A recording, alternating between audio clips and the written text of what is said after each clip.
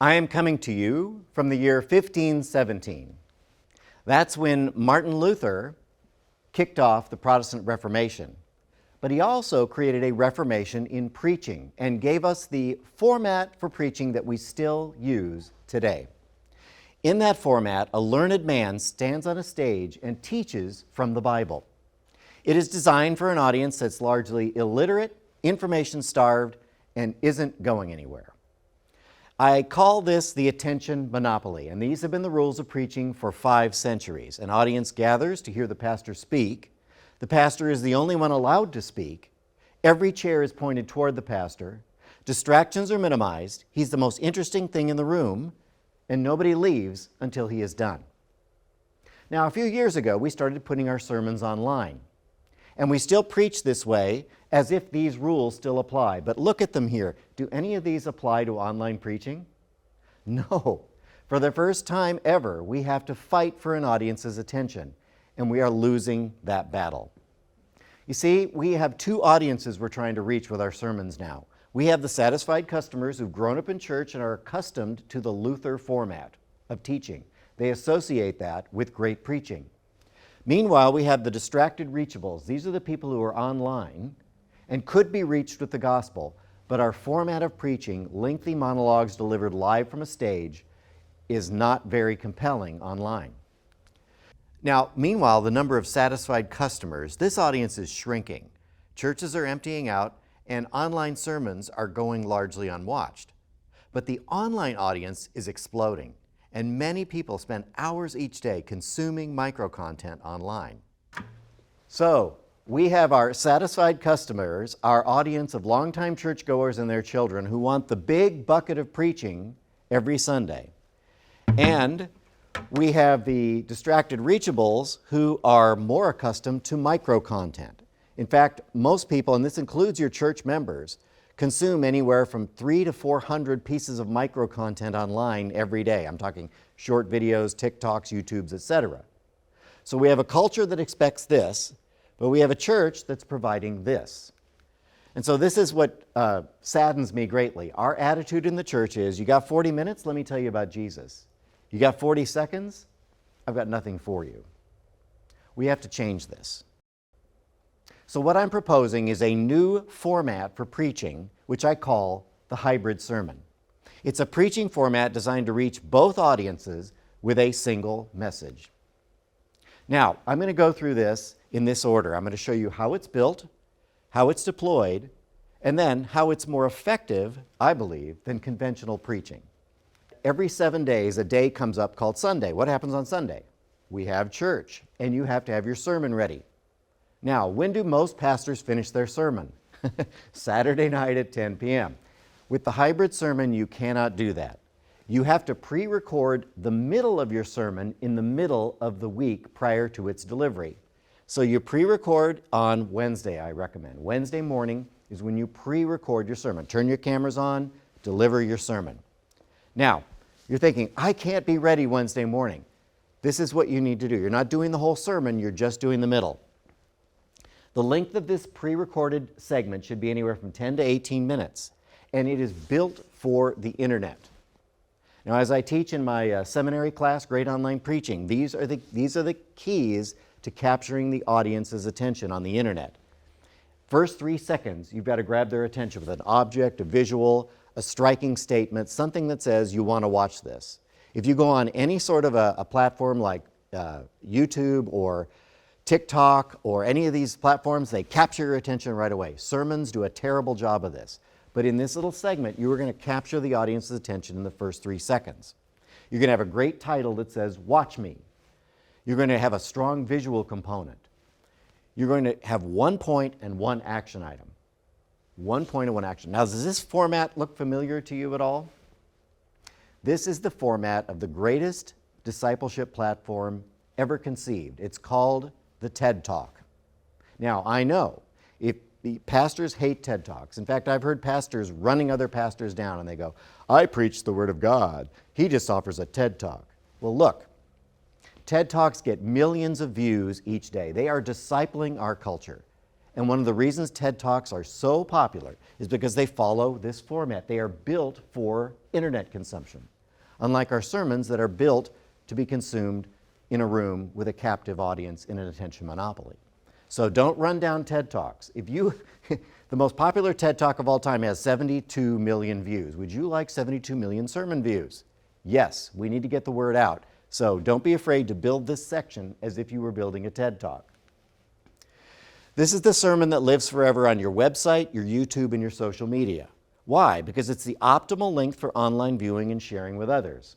As I said, TED Talks are the most popular value proposition on the internet. They're the most popular discipling and idea formation tool that we have right now. And this is their length. Now, you're saying on my website, I'm only going to put an 18-minute sermon. Why would I do that? Because of the way people discover churches nowadays. Ty and Amanda are looking for a church. They Google churches near me. Now, right away, they find a nearby congregation with a great website. So they decide to watch an online sermon. But the sermon's not that compelling. Amanda checks her phone, Ty gets a text, and about 10 minutes in, they've made their decision. So if you want to turn your sermons into a device that attracts people into your physical congregation, this is what you want to post, the shorter sermon. Also, YouTube and social media. If it's a 55-minute sermon, nobody's likely to look at it. If it's shorter, they're more likely to look at it. Length matters online. Now, let's say somebody sends you a video clip and it's an hour and 2 minutes long. Are you going to watch it? Probably not. But if they send you a video clip that's just 14 minutes long, you're much more likely to watch it. I have a free course on my website, davidmurrow.com, called The 9 Commandments of Great Online Preaching. And commandment number 9 is this: short gets shared, long languishes. Short content is more likely to be shared, and having been shared is more likely to be watched than long content. And so by creating this middle part of your sermon that is shorter in length, you are greatly increasing the odds that your people are going to share it with their friends. And then once it's shared, much more likely to be watched. Here are some technical advantages to pre-recording and doing this hybrid sermon model. You record your sermon, you watch it, and you go, oh my gosh, I didn't mean to say that. That came out wrong. How many of you have you ever flubbed a sermon? You say something, and the minute the words are out of your lips, you're saying, oh my gosh, Sister Henrietta's going to fry me on a spit for saying that, or I didn't mean to say that. I didn't mean for it to sound that way, right? If you pre-record, you can get it just right. You can also get the camera close. The closer the camera, the more intimate the feel with your audience. You can increase your eye contact. In fact, when I teach and do sample sermons for my online preaching coach course, I put my notes on a teleprompter so I can keep eye contact with the audience at home. You can also recruit a sermon review team. What would that be? So let's say it's Wednesday morning, you record your 10 to 18 minute sermon, and then you send it out by Wednesday at noon. And you say, would you please watch this sermon and get back to me with your observations by 7 o'clock tonight. So they get the link, they watch the sermon, they come back to you and they say, great sermon, there was a couple of things. Did you really mean to say that Noah led the children of Israel through the desert? You meant to say Moses. Or they'll find things. Did you mean for it to come out that way? You can save yourself a lot of heartache and by running it by a review team. Then Thursday morning, what do? You either do a final version with your corrections in it, or you just cut in using editing software, cut in new content, or even cut out the things that are confusing. You can also preach on location. Now, here is a video of me. I'm preaching in front of a bunch of wrecked cars because my text is the Sermon on the Mount, where Jesus says, do not store up riches on earth where moth and rust destroy. And so I'm preaching in front of these junk cars. And the point is, every one of these cars was a treasure at one point. People paid thousands of dollars for these cars. These cars were their pride and joy, and look where they end up. So have you ever seen this platform, Right Now Media, where these prominent preachers and teachers put their Bible studies? Do they preach in a church? No, they preach from the fields. They preach from a different location. Kyle Idleman did a lesson recently that I saw on Right Now Media. He preaches from a boxing ring and talks about the fight that we're in. A location can make a sermon much more watchable and memorable online. So think about recording your middle of your hybrid sermon from a location. So now you've got your sermon done. It's Friday morning. What do you do with it?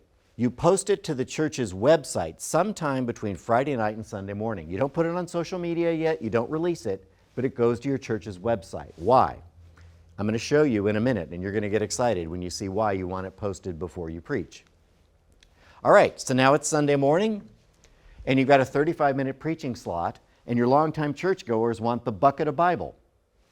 What are you going to do? You've only got a 10 to 18-minute pre-recorded sermon. How do you fill that preaching slot and keep your longtime churchgoers and tithers happy? Well, this is where the hybrid comes into the model. You do what I call a live sermon wraparound, and it has two components. Before you preach, you do preparation, and then after you preach, you do application. So what does live preparation involve? This is where you put all your hospitality elements. Welcome to our camp, welcome to our church. Welcome to the campuses. If you're live streaming, welcome. You do all those hospitality items that really don't work too well on a pre-recorded sermon. For instance, if you're saying, this weekend we've got a golf tournament. Well, once that gets on your church's website or on YouTube, the golf tournament's over. So all those things that really don't do well on a recorded sermon, get those out of the way when you do it live, because they're really nice live, they're really lousy on a sermon that you watch 3 years later. You can also do a sermon series recap or preview. Now, do you preach in series? A lot of people don't follow every sermon in your series, and they're missing content. So let's say you're 5 weeks into your sermon series. You can do a 4-week review. You can hit that main point that came out of the middle of your hybrid sermon. You can say, in week 1, we did this. In week 2, we did this. In week 3, we learned this. In week 4, we learned this. And now we're at week 5. Get them up to speed. If you're at the beginning of your sermon series, you can say, here's what we're going to be learning in future sessions. But use it to give people context. Because again, they don't come every week anymore like they used to. You need to get them up to speed. You can do a pastoral prayer. You can do Bible reading, a background on the text. Interesting stuff that didn't make the cut of the 10 to 18-minute sermon, put it in your introduction. You're not preaching another sermon. You're just kind of ad-libbing from notes. You're setting the sermon up for success. Now, here's the part that I am most excited about. You remember I told you to preload the sermon onto your church's website? Here's why. Right before you preach, the last thing you say is you put a QR code up on the screen. And you say something like this. Have you ever been sitting in church and you're hearing the sermon and you think to yourself, I wish my friend could hear this. I wish my sister was here to hear this. She needs to hear this sermon. I wish my coworker was here. This is exactly what we've been talking about. Well, now they can be. Take your phone and point it at this QR code that's up on the screen. And the sermon you are about to hear will pop up on the screen. And then you tell them, as God prompts you, as you hear that voice, your friend needs to hear this, click the share button right at the bottom and just send it out in a text with a note. Say, hey, we were talking about this. I thought you'd love it. Just send it out. How long is it? 13 minutes. It's not long. They will watch it. And then you've started an evangelistic conversation.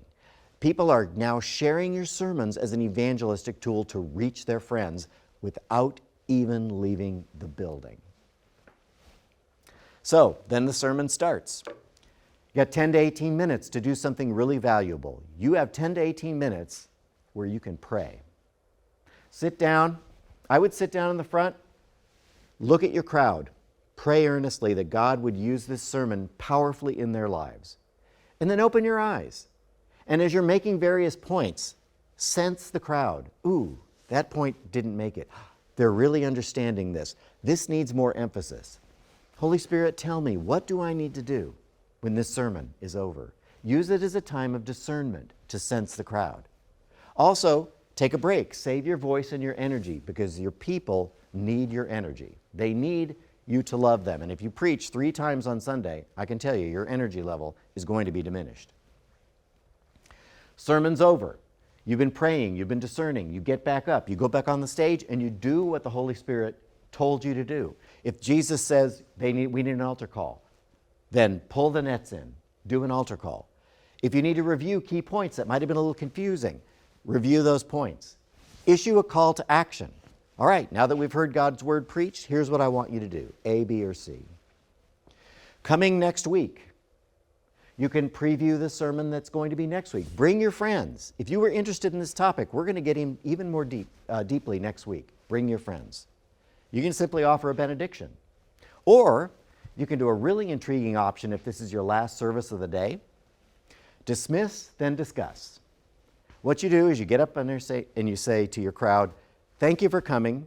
If you'd like to dismiss now, I'd invite you to head out very quickly and quietly. Those of you who would like to remain for a discussion of what we just talked about, what we just saw in the sermon, I would invite you to come up into the first 2 or 3 rows. Make your way up here right now. The rest of you, I will see you next week. I know a pastor in England that does this, and he has immediately, as soon as the service is over, his front rows fill up with young people, because young people want to talk about spiritual things. They want to talk about their faith. They want to be participants. They don't want to just sit there and be consumers. The young adults in his church love dismiss, then discuss. But you're not trapping people there who don't want to necessarily be there for a lengthy discussion. Some key advantages of the hybrid sermon. Once again, you satisfy both audiences. You fill the preaching slot with interesting content, but you also create a sermon that people can use to evangelize their friends sitting in church. The online sermon is now the optimal length for sharing and discovery.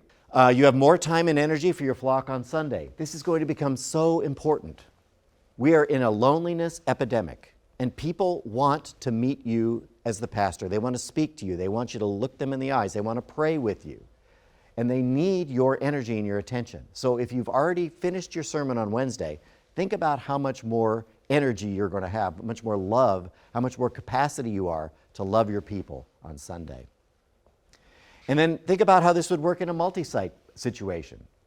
Instead of the main pastor taking up all the time, he only speaks for 10 to 18 minutes. And then he sends the sermon out on Wednesday to his campuses and he says, all right, campus pastors, this is the main thing I'm saying. I want you to prepare a live introduction, and I want you to prepare a live application, a live preparation, a live application. That's yours. Do what you want with it. Give the campus pastor more time to bond with his congregation and share the limelight. So now let's talk about the Hybrid Plus sermon. The goal of this is to turn your sermon into a disciple-making and evangelism machine. So how does it work? Very similar. On Wednesday, you pre-record not only your middle of your sermon, but also a promo inviting people to church, telling them what you're going to be preaching about on Sunday. And if you really want to go Hybrid Plus big time, record 5 video devotions that go out Monday through Friday based on your sermon so that you can review your sermon every single day of the week with the people who heard it, so they won't forget it. So here's the old model. 1 monologue delivered live from a stage. No review, no follow-up, not very watchable, not very memorable, not very shareable. With Hybrid Plus, you're producing 7 pieces of content, all of which are watchable, memorable, and shareable online. You're creating a sermon promo, inviting people to church to hear your sermon live. Very important, because you want people in the house. The 10 to 18-minute video sermon that lives forever on your social, and you're creating 5 video devotions that go out Monday through Friday. Now, how are these deployed? On social media, Thursday, Friday, and Saturday, you have a 60-second promo inviting people to church. The first 30 seconds of the promo is custom. This Sunday, we're going to answer the question, is God deaf? And you're about to see a sample promo that I made for a fictional sermon by this title. And then the next 30 seconds of the promo is just a standard video promo that shows people what to expect when they come to your church. It's got your directions, your service times, what they can expect when they come to church. It's to get their anxiety level down, makes them feel like they know what's happening. So, First 30 seconds is custom, next 30 seconds you use every single week. You just use it over and over and over again. So here is that promo I created for a fictional church called Sunnyside Church. And our topic for this sermon is God deaf? Now I want you to imagine yourself, you're scrolling through Facebook, and all of a sudden you see this image of a guy standing there with earmuffs on, with the words around him, is God deaf? And you click on it, and this is what you see and hear.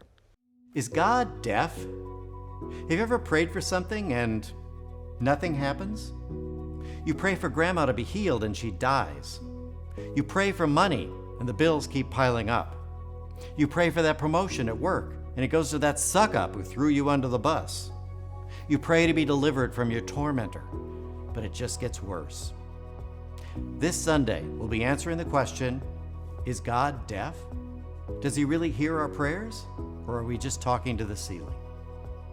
Join us this Sunday at 9:45 or 11 a.m. at Sunnyside Church on Highway 72 in Cedarville. We do church a little differently. Our services are brief, just 45 minutes long. We sing a couple of songs, take communion, and then we teach from the Bible using visuals so everyone stays interested. We think it's important for kids to worship with their parents, so everyone worships together. We encourage you to hang out before and after the service, grab a cup of coffee, and make a friend.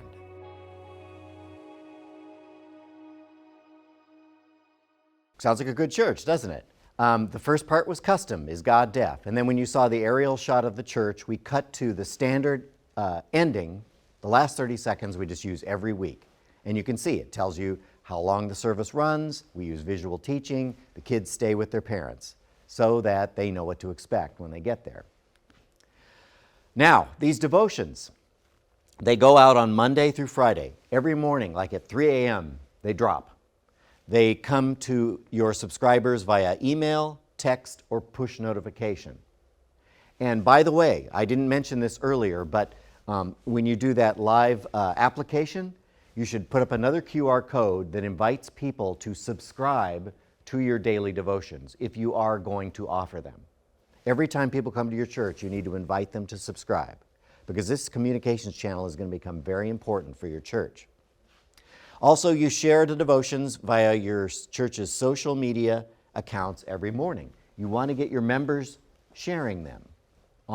They'll see it in their Facebook feed, they'll see it in their Instagram feed, they'll like it, they'll upvote it, they will share it to their pages. And once again, evangelism, right? People are sharing these things with their friends. Now, what are these devotions? This is the part you're going to like. Every one of them is just a review of something you said in your sermon. These are not new. All you're doing is taking the content out of that 10 to 18 minute and highlighting a point out of that teaching. You're reviewing it, you're reminding them so they remember your sermons. Most sermon content is forgotten within a day.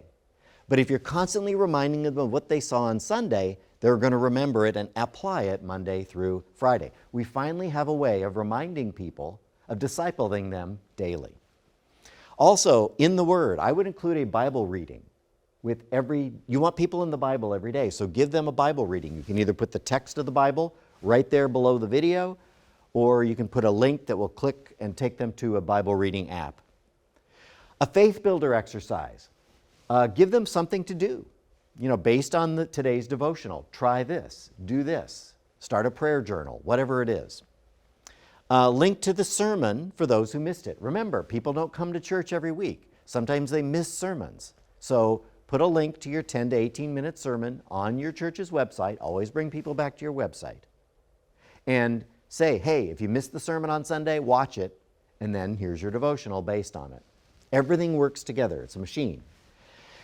And it could also be a text devotional. If you're not comfortable doing video devotionals, just clip out a little bit of your sermon and put it in text form. On Sunday, we talked about Bartimaeus. Remember, Bartimaeus was heard by Jesus because he cried out.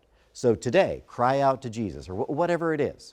You can include a text devotional. Also, your daily emails and messages that go out in devotional form. Below the devotion and the Bible reading and the faith builder exercise, you can put a little line and then just put some news from the church.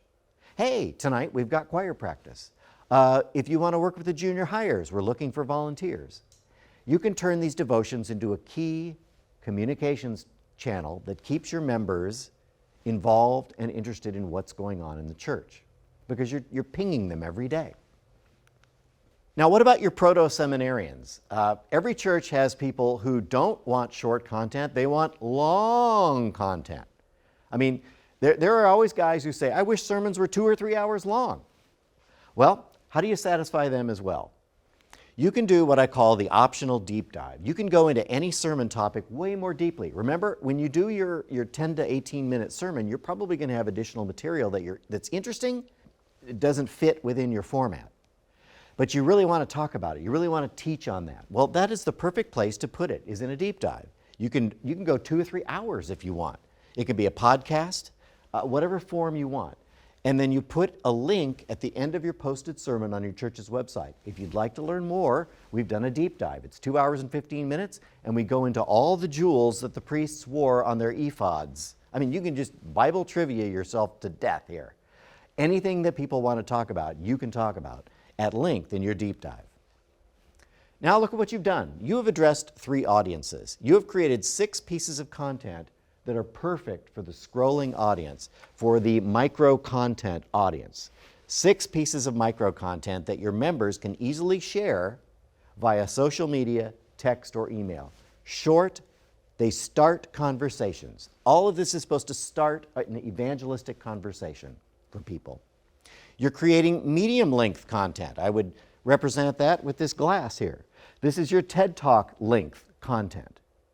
And we know that anywhere from 10 to 18 minutes is ideal for this type of content. People watch it, they remember it, and most importantly, they share it. And then you're creating extended content for commuters, podcast listeners, long-haul truckers, and your proto-seminarians who want the details. So you're taking one set of content, one study that you did for a sermon, and building out compelling content for each of those audiences. Now, by now, your head may be exploding. I can't produce all that stuff. Let me show you what you're actually producing. You're creating a 1-minute promo, half of which is already done. You have it done ahead of time. You're creating about a 15-minute sermon, plus or minus, and you're creating a series of video or text devotions that run anywhere from 5 to 10 minutes. Your total is 21 to 26 minutes. Now, you're saying, I can't produce all that stuff. You do a 40-minute sermon every week. You're actually producing less content with this model, unless you want to do the deep dive, of course. But that's optional. So I think once you start doing this, once you start dividing your content into these more consumable units and reformatting your content, I think you're going to see tremendous fruit. Now, 3 caveats before you try this. Count the cost. If you're the type of pastor who finishes his sermon Saturday night at 11 o'clock, this probably ain't going to work. You have to be done on Wednesday. You're also going to need a workflow. You don't want to be up at 1 a.m. on Monday dropping that day's devotion. You want to automate that process. And fortunately, there are service providers that make that very easy. You just upload all your content, you schedule it, and you can upload it to a predetermined schedule. Boom, it automatically goes out. And then you're going to need a backup plan for when your week blows up. Some weeks you're just not going to be able to do devotions. So you're going to need some sort of a backup for that. What you're doing is creating a sermon distribution machine. Instead of hiding the gospel under a basket and keeping it in your building, you're creating a machine that distributes the Word of God far and wide. And this is what Martin Luther did in 1517. The Catholic Church, the medieval Catholic Church, had hidden the gospel inside of buildings, and Martin Luther took it out to the people. We need to do the same. It needs periodic maintenance like any machine, but once it's built, it sends your messages everywhere. And it puts you on an equal footing with any pastor anywhere on earth. You know, you get mad. Joel Osteen, during the pandemic, people started watching Joel Osteen, or they started watching Stephen Furtick, and they stopped watching me. Well, if you have a distribution machine like this, you can reach anyone, anywhere, anytime. You can build an online church that brings people into your physical church. If you'd like to see a completed Hybrid Plus sermon, go to my YouTube page at Online Preaching Coach. I have behind the scenes, how I built it, how these things come together. It's a complete explanation of how you would do a Hybrid and Hybrid Plus sermon. Pastor, I know seminary prepared you to preach the weekly bucket. You were not trained to do medium-length content. You were not trained to produce micro content, but this is the way the world encounters ideas and absorbs its values. And a lot of the micro content people are absorbing it's terrible, it's wicked, it's deception. We have to learn to put the gospel in a container that looks so attractive that people taste and see that the Lord is good. And that's what hybrid and hybrid plus preaching is designed to do.